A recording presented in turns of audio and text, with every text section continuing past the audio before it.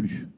Mais ce que je suis en train de dire, ce n'est pas de vous demander de vous occuper de nos dictateurs. Nous le faisons et nous continuerons de le faire. Moi, je viens d'un pays, la République de Guinée, qui vient de se débarrasser de quelqu'un qui voulait encore mourir au pouvoir. Et je fais partie de ces jeunes qui étaient en première ligne. Je suis fier d'avoir mené ce combat parce que ça ramène de l'espoir auprès de notre jeunesse. Ce que nous essayons de vous demander, Monsieur le Président, ce n'est pas de vous occuper de ces problèmes internes. C'est plutôt en tant que partenaire de refuser de collaborer et de considérer comme étant un interlocuteur quelqu'un qui utilise des voies, des manières subversives, les tripatouillages constitutionnels pour rester au pouvoir. N'en faites pas un partenaire. Parce que habituellement, ce qui arrive, Monsieur le Président, on utilise beaucoup de la subtilité politique dans le langage.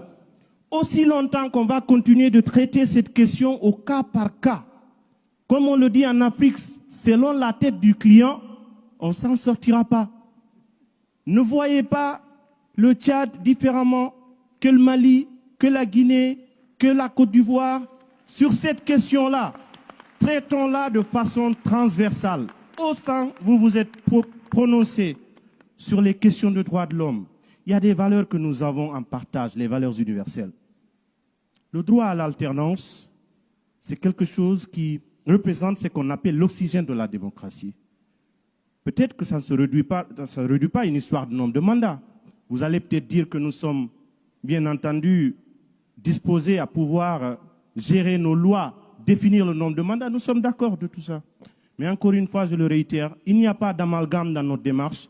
Il ne s'agit pas de dire à la France, empêchez que tel le fasse. Nous le ferons nous-mêmes, nous n'attendrons personne pour le faire à notre place. Nous continuerons de le faire, mais n'en faites pas des partenaires selon les cas en rapport avec soit des intérêts géopolitiques, des intérêts stratégiques, des intérêts militaires ou des choses comme ça. C'est ce que l'Afrique ne comprend pas et admettez avec nous que cette subtilité entretient la suspicion. Et ce que nous voulons rebâtir à partir d'aujourd'hui, Monsieur le Président, la confiance mutuelle, elle est fondamentale. Mettons de côté tout ce qui peut entraîner le préjugé, la suspicion, les petits calculs. Certes, c'est politique, mais des questions de ce type, nous, Africains, nous voulons que vous vous positionnez comme étant un partenaire qui travaille, un partenaire des peuples africains, non pas un partenaire des syndicats de dirigeants africains. Voilà ce que nous avons voulu exprimer et je viens en appui avec ce que Cheikh Wade.